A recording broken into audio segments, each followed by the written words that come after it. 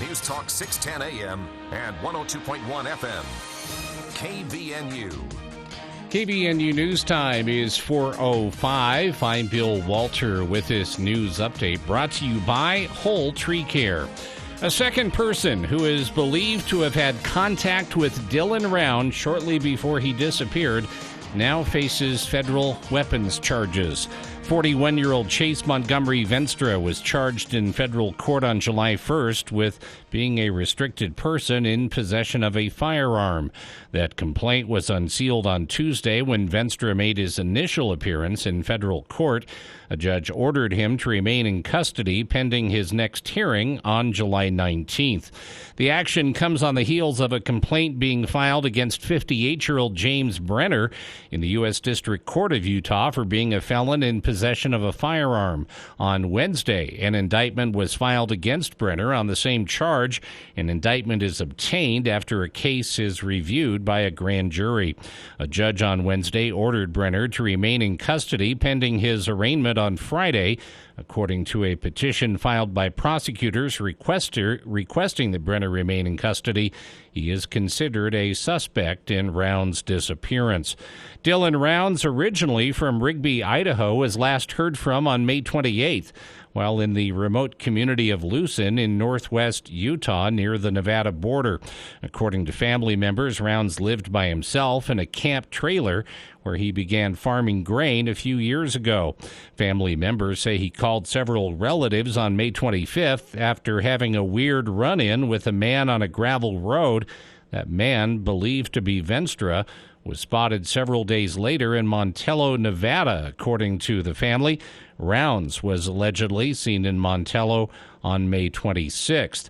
On May 30th, Rounds' family asked the Box Elder County Sheriff's Office to conduct a welfare check on him.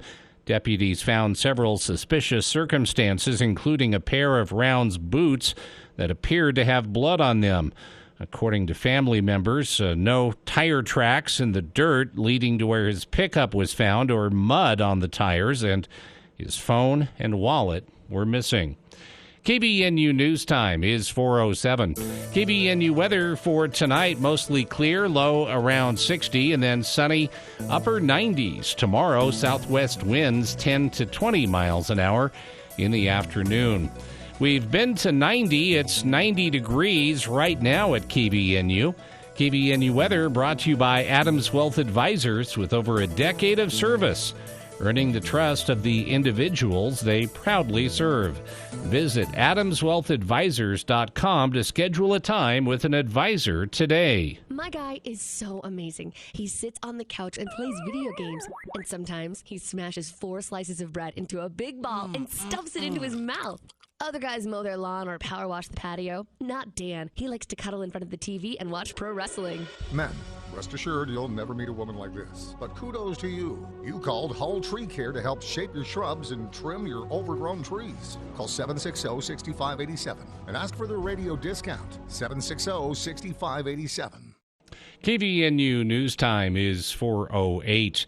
On KVNU's monthly County Hour, during KVNU's For the People program on Wednesday, Cache County Executive David Zook brought along Cache County Treasurer Craig McAllister. Even though many people may not know who the county treasurer or even the state treasurer is, McAllister said when taxpayers are upset about what they owe, they do become acquainted with him when the buck literally stops at his office.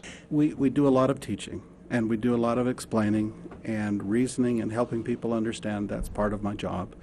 And so that's the delight also, is when you get someone who comes in who is upset because their value went up, their taxes went up, why do I have to pay to the schools? All the questions that everyone always has. But it's nice to at least be able to explain the why. And they may not agree with it, but at least they understand the why so that it helps them to know what process they can take to get relief or some help or some other options. McAllister also reminded the public that it was 99 working days as of July 6th until taxes are due. A suspected impaired dump truck driver was arrested after he struck the front of another vehicle and overturned his own in Magna. Sergeant Roden with UHP told KUTV that reports of a vehicle rollover were received at 1:45 p.m. on eastbound State Route 201 around 7200 West. The dump truck traveling eastbound clipped the front of another vehicle and overturned. Roden said the dump truck's cargo of gravel was spilled across the road. A third vehicle was also involved in the crash, according to Roden. The male dump truck driver was arrested, and troopers believe he was under the influence. KBNU News Time is 4:10. For more details on these and other stories, visit CashValleyDaily.com. Covering all the news. Stay with 610 AM and 102.1 FM. News Talk KVNU. Loveland Living Planet Aquarium takes us outside our everyday lives, into a world of discovery. It's a chance to explore our innate curiosity, discover animals from around the world, and experience the all-new outdoor plaza and eco. More to explore at Loveland Living Planet Aquarium. Reserve your visit at thelivingplanet.com. Victor deployed for the first time to Afghanistan in 2003. He sustained a moderate traumatic brain injury. One of the most important elements of caregiving is taking care of yourself.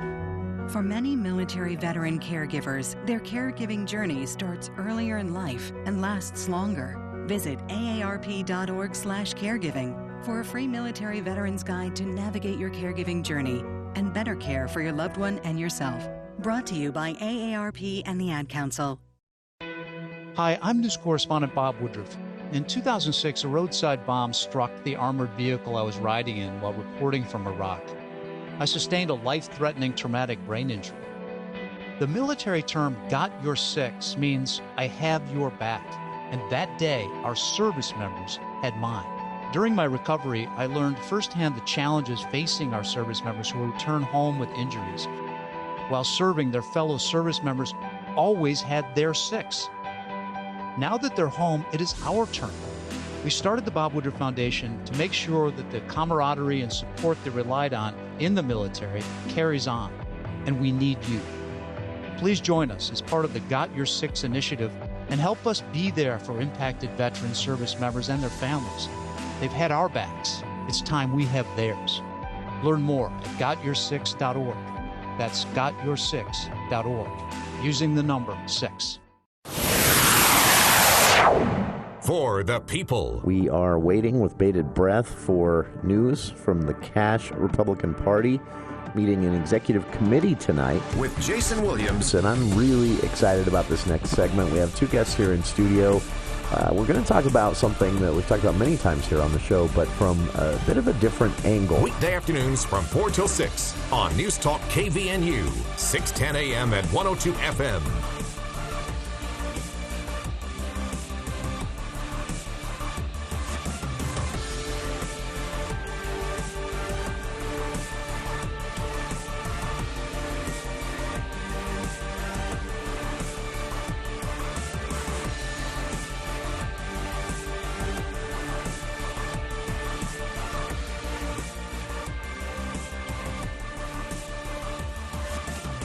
Welcome to KVNU's For the People.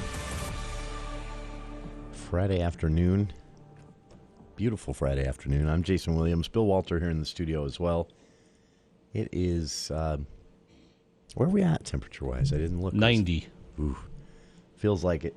But you know, every day they've given us mid-90s for the high. We never, at least here at the Radio Ranch, we don't hit it. Maybe they do at the at other locations. I know Logan Cache Airport's a reporting station, so maybe they hit the 95 or whatever. Maybe up there on those eastern benches. Yeah, I'm not complaining about it. Afternoon sun. I'd rather we wouldn't hit 95. Yeah, this is. I don't know. It's my favorite season, but not my favorite temperatures. You can only cool down so much. In the wintertime, you can layer. You can only take off so much in the summertime, especially if you're going out in public. And it's uncomfortable, but air conditioning is great. I know a lot of people, I drove past a couple of different locations today that are known for great air conditioning. Movie theaters specifically, packed parking lots. Yeah, so there are ways to get out of the heat. From what I understand, too, back when air conditioning, or what did they used to call it way back when decades, refrigerated air. When they'd blow the fan across the ice block. Yeah, That's exactly. a real thing. The original air conditioners. That but is I a guess real thing. Movie theaters were one of the few businesses that actually had air conditioning. Real air way conditioning. back when, yeah. And so, mom and dad would send the kids there, and they got to be entertained, and they got to cool off because maybe the family did not have AC, probably did not have it in the home. All they had were some fans. So the movie experience was refreshing in more ways than one. That's it's one of the ways that movie theaters originally attracted people. Despite the popularity of movies these days, when it was first a thing, you could go to a movie theater and watch. They were much shorter then, 1 hour production. Sometimes they had 40-minute shows too. It didn't take off immediately. People didn't get it. They didn't. There wasn't a lot of an appeal to it, except special events. When something special would come out, then it would draw a crowd. But just as a regular weekend activity, and so movie theaters started enticing people, especially in the humid South, with that air conditioning. With the come in, it's nice and cool. It's dark inside. It's cheap. You can sit here for a couple of hours, watch a movie or two, and people did that. That's what won people over. So. I wanted to bring this up. We're not quite there yet. Any temperature can cause heat stroke, but it's generally something that happens here in Utah more. It's more frequent end of July into August as temperatures really ramp up usually, but it can happen at any time. And I thought this was interesting. This was sent out by the Utah Department of Health as a media release earlier this week, and it has some general tips that you may be familiar with on signs of heat stroke. But this kind of stood out to me. It said one of the reasons they think that people don't take this seriously is the name heat stroke, and so they want people to think about this more as heat stress. They think that will actually get people to contemplate this and watch for the signs more often. Now, heat stroke or heat stress can be deadly. It's more dangerous the older you are, but it has killed children. It's killed middle-aged people, men, women, great health, poor health. The simple fact is your body has a core operating temperature range, and if you exceed that range, either too cold or too hot, you cease to operate. This can also be a problem with dogs as well, even more so with dogs. Dogs have a really hard time cooling themselves down once they get hot. We're better at it. We sweat. We can reduce our temperature a bit, a degree or two, even by a breeze blowing across wet skin. With dogs, it's their paws and their tongue. Those are basically the 2 points where they can release heat. And so a fan blowing on them does no good. Air conditioning does work on dogs, obviously, but getting their paws cool and wet and soaking them, not just spritzing them, but letting them stay wet and cool for a while. Which is important if a dog is overheated. Yeah. To do that. Dogs have a tighter window on that operating core temperature. These are my terms, by the way, not the Utah Department of Health. They're not referring to it as an operating range like a machine, but it's a good way to think of it. For dogs, the window is tighter. They can handle, because of their hair and insulation, they can handle cooler temperatures, but they will shut down more fully in too cold of temperatures. Same with heat. And so it's a good way to think about it, and a message from the Humane Society of Utah as well. I've seen a lot of this. I know it's fun this time of year. There are a lot of outdoor events that are inviting to dogs, and dogs are welcome. But if you have to walk your dog across a hot tarmac parking lot, you're torturing your dog. It burns. It can cause pretty severe damage to their pads, but also because their pads are one of their cooling points, you're overheating their body. And a dog can die if we've all heard of the dog in the hot car, right? But a dog can actually die in a hot parking lot or walking too long in the heat, playing too hard in the heat. People can do it too. So Utah Department of Health sent out this reminder of some of the signs and also some of the things you should do if something does happen. But they're recommending that you think about this not as heat stroke, but as heat stress, because that's what it's doing. It's stressing your body. And some of the signs that you might not recognize, because we all get them occasionally, time to time, a Charlie horse, a sharp spasm in a muscle, something like that. It's actually can be a sign of heat stroke. So if you've been out in the heat and you start having these heat cramps, doctors call them, that's a sign that you're nearing that threshold. You're too warm. You need to cool off. Heat exhaustion, of course, is one that is hard to miss. If you've ever experienced heat stress or heat stroke, the exhaustion that you experience, exhaustion almost seems like an understatement. It's like your body's shutting down. Your eyes get heavy. You feel like sleeping very immediately. Like you feel like you could crawl up in the shade under a tree and just nod off like a switch was thrown.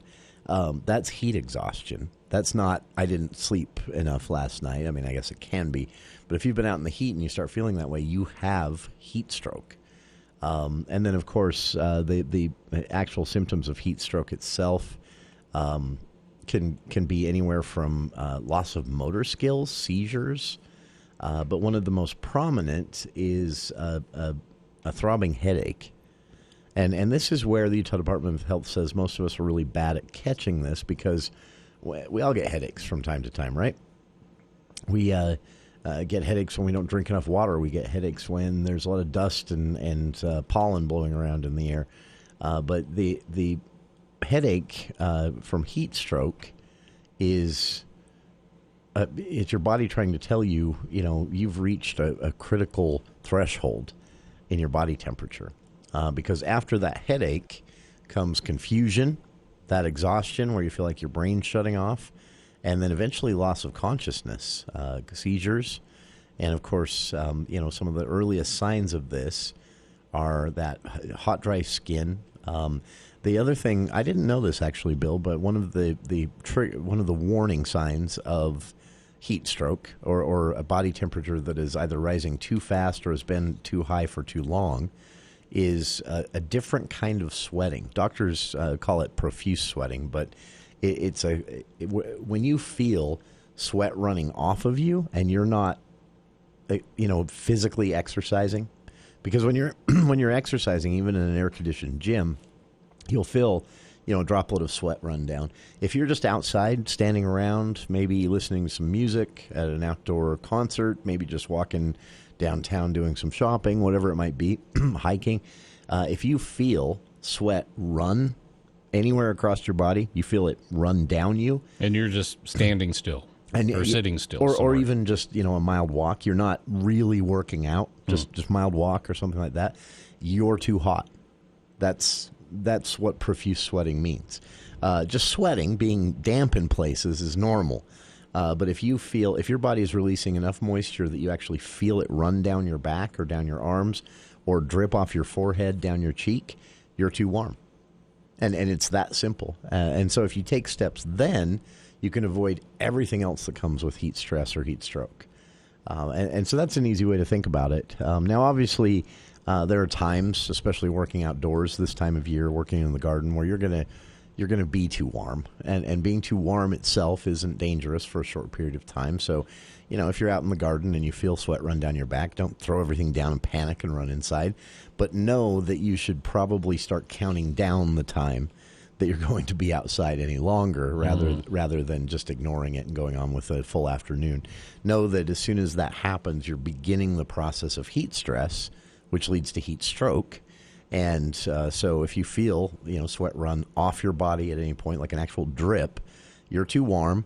And within the next preferably short period of time, should probably wrap up what you're doing and cool off, at least for a time. So it's a different way to think about it, but it's also a simpler way to think about it.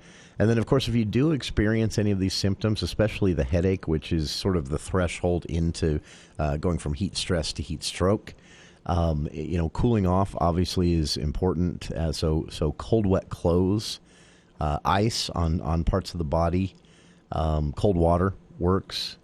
But also, if you don't have any of that, a shaded, cool area, and removing layers of clothing, expose as much of your skin as possible, not to the sun but to the air, for that sweat to evaporate. And then, of course, if you're with someone experiencing heat stroke, let them cool down and calm down a little bit in a cool spot, but then, get them help. They need to cool down before things progress. So there's a myth out there that this only happens to the old folks. And, of course, it is more frequent, over the age of 65. But it can happen to anyone. In fact, tragically, I didn't know this, but I believe, let me double check here, an 11-year-old boy in St. George, outside of St. George last year on a hiking trail, actually experienced heat stress. By the time they got back to the car, it had become heat stroke.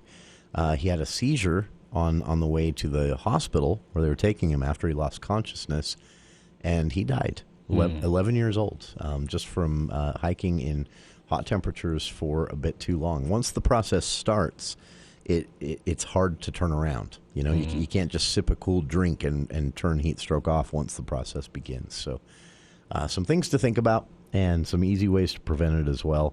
So I've linked to this on our Facebook page, by the way. Some things you can do if you have to be outside in the heat. Utah Department of Health says loose-fitting clothing, nothing tight. You want air to be able to circulate.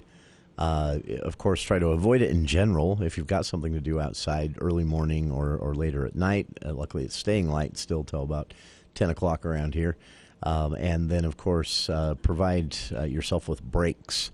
If you do have to, especially working outside, I know a lot of folks, I've got a couple of friends who are doing a lot of cement work right now.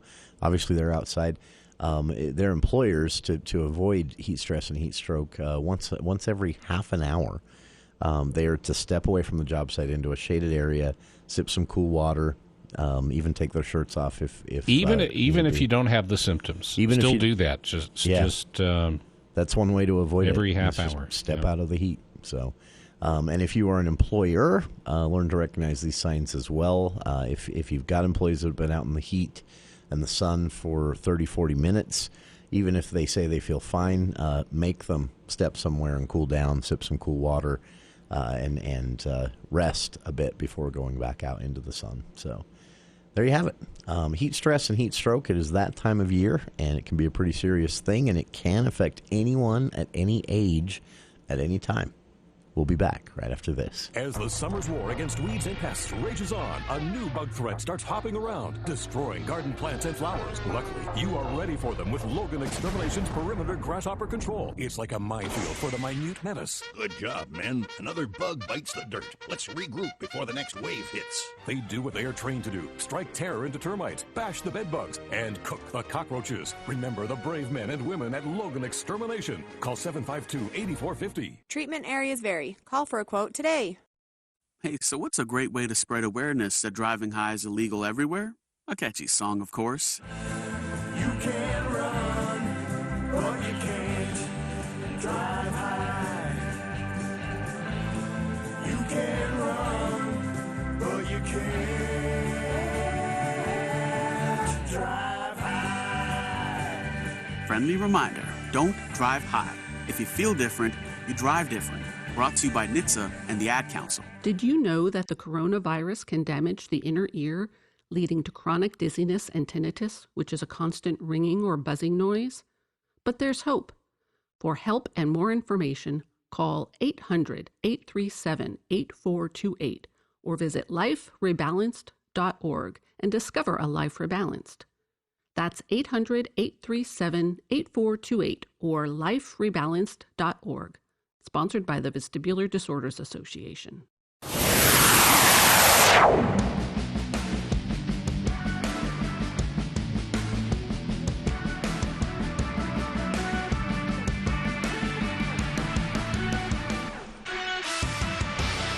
monkeypox. It'll never not be funny to say. I guess it shouldn't be. This is really a serious thing. Funny to say, not so funny to have. Yeah, not so funny to have. It's deadly. It's similar to smallpox. It's a cousin of smallpox. It's a problem. It's not like COVID-19. It's not airborne. It doesn't hang in the air for a long time. It doesn't spread as easily, but it is harder to treat even than COVID-19. And in some cases, if a person has certain other medical conditions, it is untreatable because you will not survive the treatment. So it's a pretty serious thing.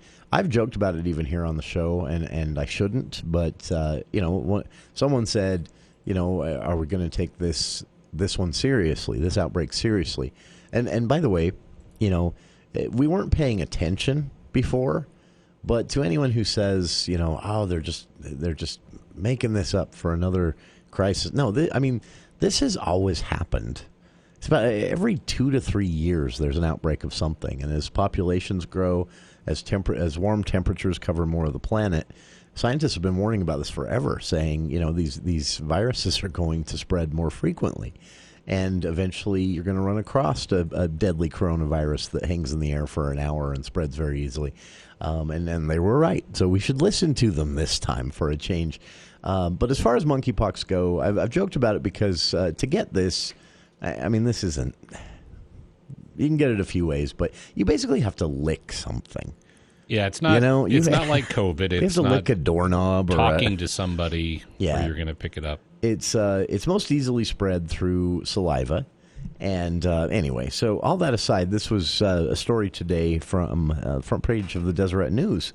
New York City Department of Health and Mental Hygiene has reported that as of today, they are the official hotspot in the United States. Now, this is, again, nothing like COVID-19. We're talking 141 cases of it's the orthopox virus, which is a variant of monkeypox, which is a variant of smallpox.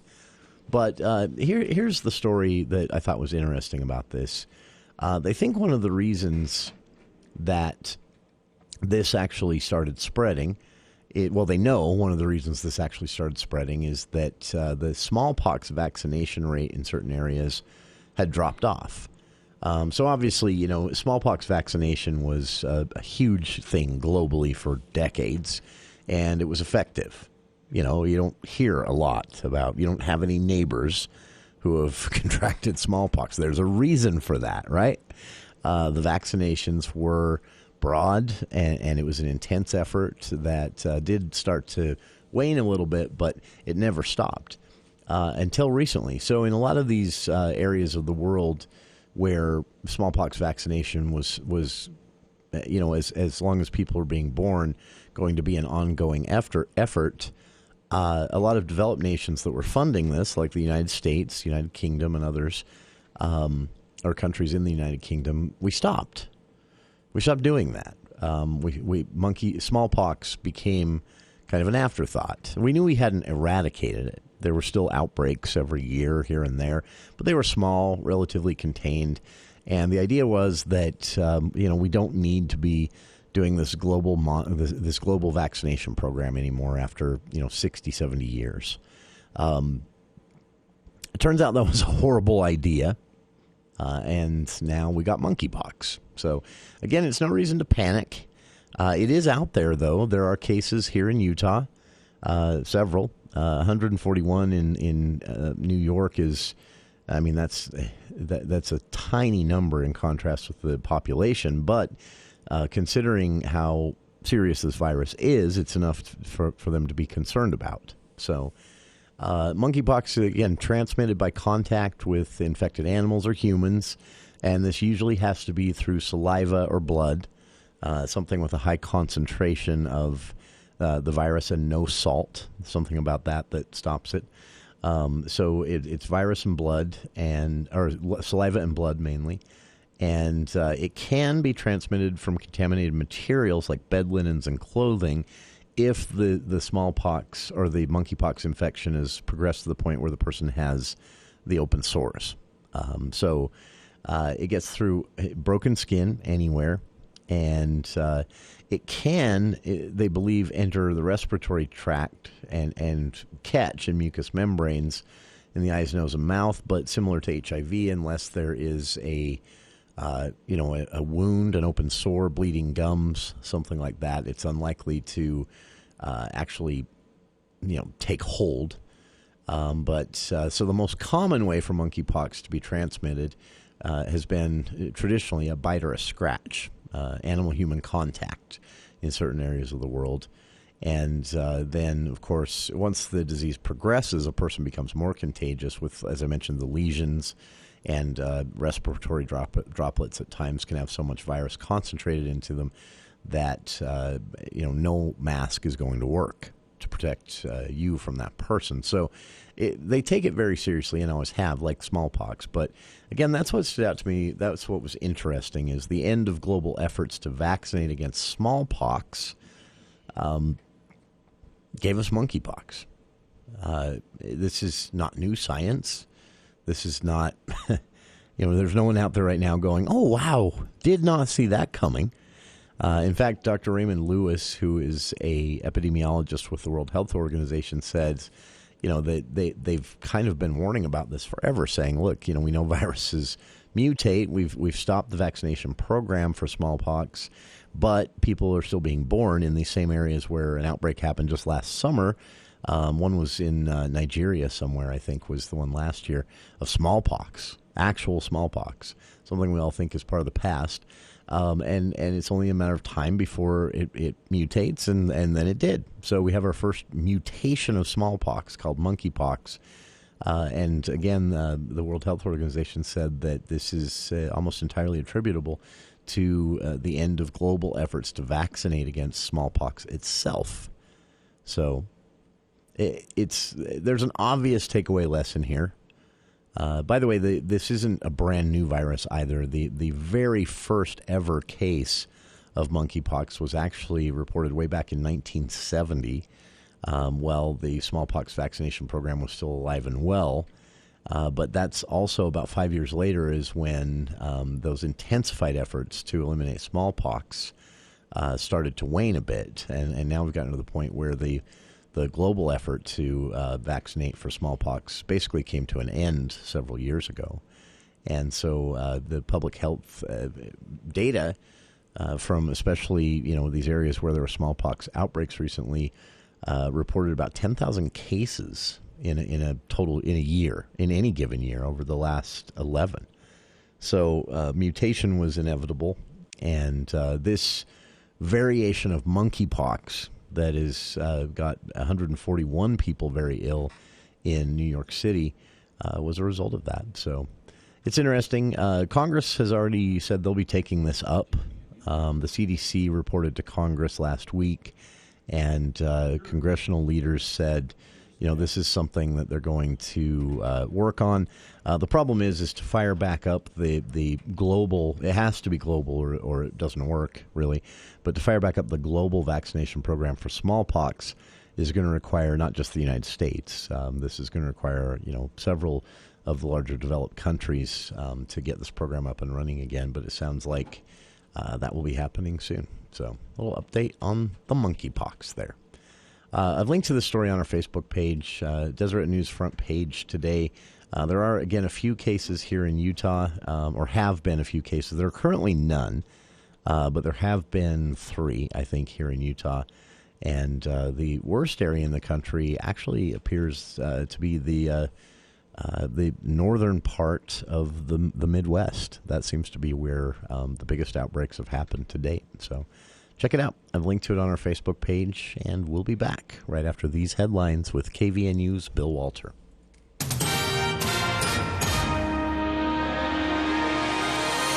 Thank you, Jason. KVNU News Time is 4:39, and the news is brought to you by U&I Furniture. A bear wandered onto a Park City homeowner's backyard on Tuesday, going after a bird feeder.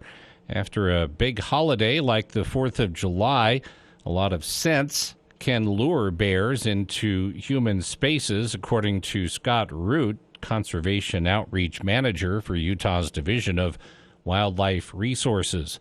He said there's hummingbird feeders and residents might have barbecue grills that maybe are not perfectly clean. For the past couple days, a conservation officer has been hazing the bear, gently scaring it away from neighborhoods and back into the hills. The DWR might need to try a more direct approach to get the bear back home, he said. For now, there's no danger to the public, and Root said this bear is nothing to fear. He said bears typically just have their heads to the ground and they're sniffing. He says they have a great sense of smell. They're looking for roots and bulbs and maybe ground squirrels or whatever. But he said they're not really out to get humans.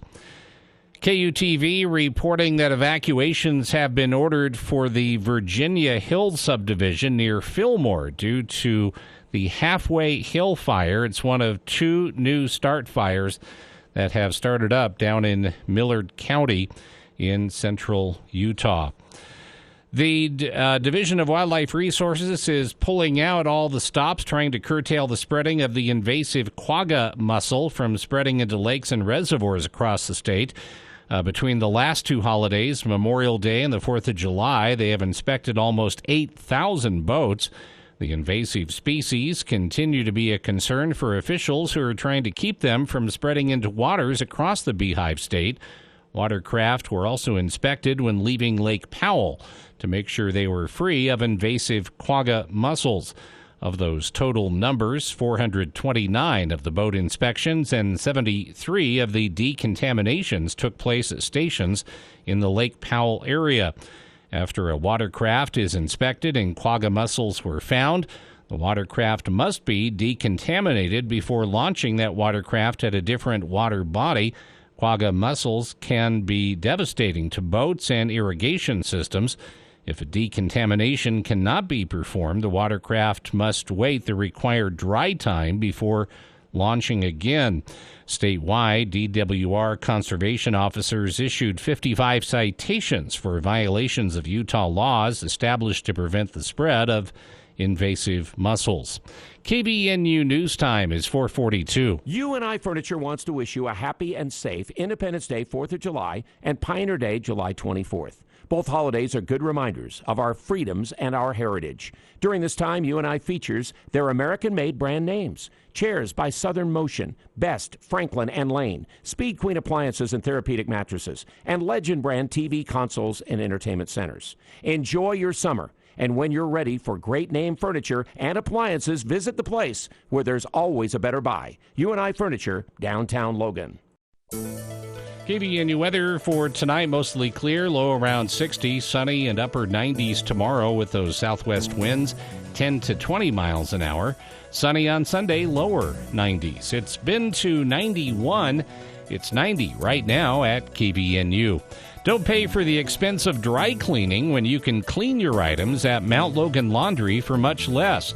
Located at 5th East, 9th North in Logan, Mount Logan Laundry has free Wi-Fi. Also located at 1st East, 7th South in Brigham City. For more details on these and other stories, visit CashValleyDaily.com. Let's check Wall Street now with Edward Jones. This is financial advisor Riker Woolsey from Edward Jones, bringing you the daily financial market report. Equities remain on track to finish higher for the week, supported by strength in tech stocks and a pullback in commodity prices that helped keep the 10-year Treasury yield below recent highs.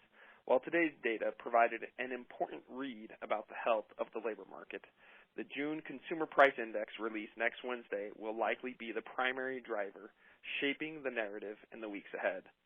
Because energy prices were higher in June, the CPI likely continued to accelerate, with consensus expecting the headline index to rise 8.8% from a year ago. However, the energy price gains are now likely to fully reverse in July, supporting the case that the inflation peak might be near. Another important market catalyst will be the start of the second quarter's earnings season, with several banks, including J.P. Morgan, Morgan Stanley, Citi, and Wells Fargo, scheduled to report next week. With recession concerns at the forefront, the upcoming earnings season will provide some clarity on how resilient the outlook for corporate profits is. S&P 500 earnings estimates remain somewhat elevated in our view, with analysts expecting index earnings to grow 10% this year and 9% in 2023, because the economy is likely to slow further as monetary policy tightens and borrowing costs rise. We think that earnings estimates might need to come down some to reflect the more challenging backdrop. Still, corporate balance sheets remain strong and companies are returning cash to shareholders via dividends and share repurchases. U.S. equities closed lower today. The Dow closed down 45 points, or 0.14%, at 31,339. The Nasdaq closed up 14 points, or 0.12%, at 11,635. The S&P 500 closed down 3 points, or 0.1%, at 3,899. And in the bond market, 10-year Treasury yields are trading at 3.08% higher by 0.07 percentage points. This has been today's Financial Market Report, brought to you by Edward Jones and financial advisor Riker Woolsey, member SIPC, serving individual investors with personalized attention and financial advice at 580 North Main Street, Suite 160 in Logan, Utah. If you would like additional information, please contact me at 435-787-8170. Daily commentary is also located on our website at edwardjones.com. It's time for the Downtown Sidewalk Sale. This Thursday, Friday, and Saturday, shop S.E. Needham Jewelers both inside and outside. You'll find bargains under the tent. This is a store-wide clearance sale on giftware, watches, clocks, and jewelry. Buy one item, get one free on giftware. Enter to win the giveaway of diamond earrings valued at $2,500. Find closeout deals on diamonds. If you're getting engaged, this is an event you don't want to miss. Shop downtown. S.E. Needham Jewelers, middle of the block at the sign of the clock. Do you see yourself traveling, working part-time, or moving somewhere warmer when you retire? Your Edward Jones financial advisor wants to help make your retirement goals a reality. They can help you figure out where you are today and how to get where you expect to be. Working together, you can plan for what you want and be ready to take on anything unexpected along the way. Call one of the 7 Edward Jones branch locations in Cache Valley or go to edwardjones.com.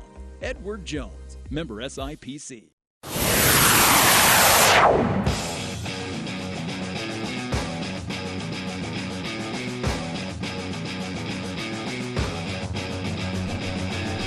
Welcome back to KVN News for the People. Our good friend Jeff on the line. We were talking monkeypox before the break, and a report in the Deseret News today that says, monkeypox basically is here because we ended the global effort to vaccinate against smallpox several years ago. That wound down, and so smallpox outbreaks were more frequent. Eventually, we got the monkeypox variant. That was actually back in the 70s. Then we got this, which is actually a variant of the monkeypox variant of smallpox, and this one spreads a little more easily, so it's causing some concern, even here in the United States. Jeff called, wanted to comment on this right as I went to the news. So, Jeff, I apologize for the delay. I'm glad you waited. Hey, I'm glad you held on, though, because I like your calls. What have you got to say? I hope you give me a minute or two here. Oh, please. Navy intelligence during Vietnam. Okay. We all got smallpox vaccinations. We never knew where in the world we were going to be. Makes sense. I had 3 children in the 80s, and I wanted them to get smallpox vaccinations. And the CDC said no because it's too dangerous. Really? So I don't see how it's dangerous. If you think what happened in Europe during the smallpox and the eastern United States during the smallpox epidemics, it was pretty bad. Wow. There's several books written by a man named J.W. Schultz. One man, starting to show symptoms, got off a Missouri riverboat up near the Blackfoot Reservation, and tens of thousands of people died. Sure. There were millions of Indians in the United States, and you talk about the buffalo killing, and you talk about the Indian Wars and all. About 80% of them died of smallpox. And most of the people today, I'm 78 years old. I've got a scar. I got a couple scars. Most people don't. If the smallpox, and it does still exist, as you mentioned, sure. And it, just like the monkeypox and like the COVID, it can escape from wherever it is with the mass transit that we have in the world. Yeah. If it was to get to the United States, tens of millions, maybe hundreds of millions of people would die of it. Sure. I've tried to get my kids the vaccine, and they wouldn't let me have it. That's I'm interesting. okay, but I'm going to be dead one of these years anyhow. I would like to see my children be vaccinated, and I can't have it done. I think that's a very foolish notion that it's contained in tiny places in the world. So was AIDS. Sure. Okay. So was several other things, and they got out. Yeah. And I think that we ought to get the CDC. I don't know how you lobby to get such things done by bureaucrats, but I think we all ought to have it again. I don't know of anybody who ever got the smallpox from a vaccination. They said it's dangerous to have it out there. I think it's much more dangerous to not have it out there. Sure. That's my opinion. Read J.W. Schultz. He can tell you a lot of his friends and neighbors among the Blackfeet went down with a small, and it's not a pleasant way to die. I promise you. This is interesting. In fact, I'm looking right here, Jeff, at his book called The Blackfoot, and it's available on Google Books for those who want to purchase this in ebook form. In Even My Life as an Indian, he talks about how it's pretty much, what was that, Ebola. Ebola, Your body kind of melts down, bleeding from all your orifices and like that. If you die of a bad smallpox vaccination, it's not, or disease, it's not pleasant. Yeah. And it takes a couple days, and you're totally contagious to everybody. The United States, England did it to the Indians around Fort Detroit. They gave them infected blankets. Yeah. And it swept away the Indians by the millions. It did. Bacteriological warfare is a real problem, and it's a lot of people believe that the Chinese did that to us on purpose. I don't know. But anybody could do it. A lot of military organizations around the world still have smallpox on hand to use as a weapon. Sure. All right? And then something to be very aware of. As you mentioned too, Jeff, one of the reasons we've kind of gotten lazy about this and mostly forgotten about smallpox is that the outbreaks that do happen remain small. But like you said, just as we've recently seen, as we've seen with Ebola before that, the swine flu before that, sometimes it gets out. And it's only a matter of time before that happens. Hopefully it's at least another 100 years. But become monkeypox. The smallpox can become monkeypox. The monkeypox might be able to go back to smallpox. Sure. And you said it's kind of limited population. I've heard a couple of news reports that's mainly among the gay and bisexual people. I can understand lesions and spit.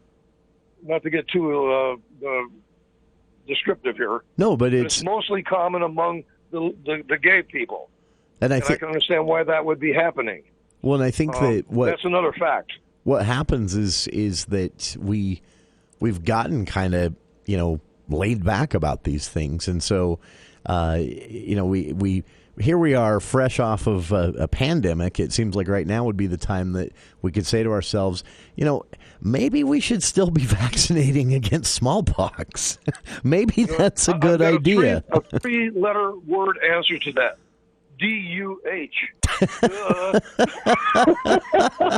Thank you for your time. No, thank you for yours, Jeff.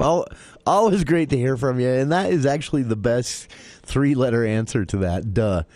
Because honestly, it seems like a no-brainer. I mean, I know it's not cheap, but we don't have to invent a vaccine. We've got the vaccine that's been around for decades. We just stopped doing it. And by we, I mean the planet. It wasn't just the United States. Every country kind of wound down the funding for these smallpox vaccination programs. Maybe we shouldn't have. Right now, monkeypox seems to be pretty isolated and pretty contained. But as Jeff said, it can mutate, like we just learned, firsthand, watching it play out with an airborne virus. This virus, smallpox, was no joke, and we're not clear of it. And so, yeah, maybe winding these global vaccination programs down was a bit short-sighted. The problem is they never end. There isn't a time when you can say, "Whew, we're done." More people are being born all the time. And they're going to come into contact with animals. They're going to come into contact with viruses that already exist, but just haven't been transmitted to a human yet. So the vaccination program can never end, but maybe saving a buck isn't worth it. Thanks, Jeff, for the call. Always great to hear from you. If you want to read, Jeff mentioned this author, J.W. Lewis. I've linked to he's got a few books, as Jeff mentioned, on the Blackfoot Indians, the experience they had with smallpox, the history, that famous or infamous, I guess, exchange of known infected blankets with the native tribes, intentionally hoping to wipe them out. He's got a few books on that, and I've linked to his Amazon and Google Books pages on our Facebook page. It's J.W. Schultz, and looking at his books, My Life as an Indian and The Blackfoot. Sound very interesting. Check them out. Thanks, Jeff, for the recommendation and the call. Always a pleasure to hear from you, and we'll be back right after this. July 12th and 13th are Amazon Prime Days. Oh, yes, you can buy lots of things on Amazon. It ships quickly right to your door.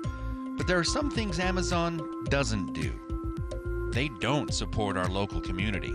They don't donate to our local clubs, organizations, youth, or schools. We should all shop local when we can. Local business is the backbone of our community. They keep us employed. In fact, small business is Cache Valley's largest employer. Local business supports and donates to our local economy. Given the opportunity, when you shop local, you find prices just as good and often better than Amazon, and with superior service. Whether you buy from Amazon or not won't make a difference in their success, but it will make a big difference in our community when you shop local. Thank you for voting Adams Wealth Advisors the gold winner for Best Financial Planner in the Best of Northern Utah competition. Understanding your family, jobs, and goals is how Adams Wealth Advisors will continue to earn your trust. This is Craig Adams. At Adams Wealth Advisors, we are here to help you receive peace of mind whether you've done a lot of planning or a little planning. Count on our team at Adams Wealth Advisors for honesty, professionalism, and integrity. Visit AdamsWealthAdvisors.com or call 752-1702 to schedule a time with an advisor today. Please see AdamsWealthAdvisors.com for more information on these recent awards. Senior Moments, sponsored by the Empowering Seniors Group on News Talk KVNU. My name is Bruce Lee. I'm here with my co-host Sid Roeder. We're here for another fun show. This radio show is sponsored by the Empowering Seniors Group, which is a group of professionals that has dedicated their time and efforts to provide information that is hopefully useful to seniors, their family members, caretakers, and really anybody who's interested. Senior Moments, every Saturday morning at 7:30 right here on News Talk KVNU.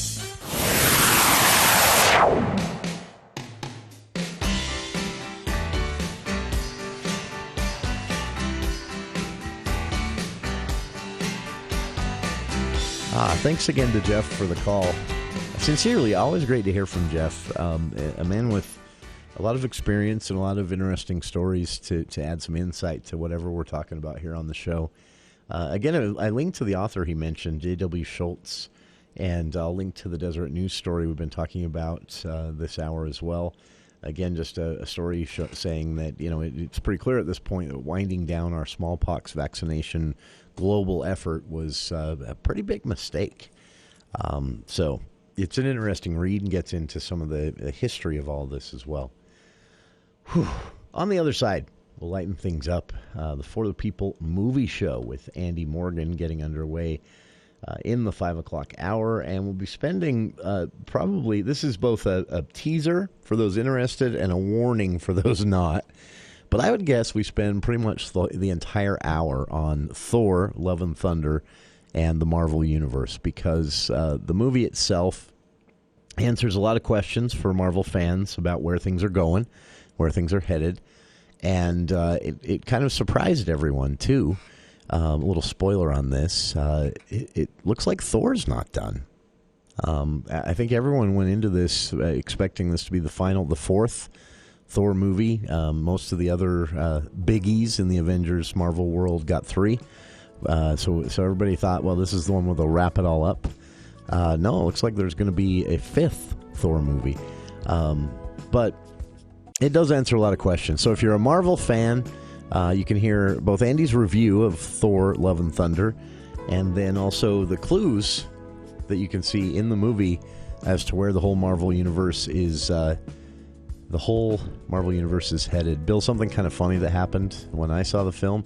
At the very end of the credits, there's the first teaser or Easter egg, and then after the credits, there's another one that's usually just funny. And, that's why people and then stick around that's at right. movies now. Well, and then the text rolls, and it says Thor will be back. That's how the whole thing ends. Some kid back in the back of the theater, just top of his lungs, angry, says, "But Iron Man won't." Oh, he was so mad. Movie.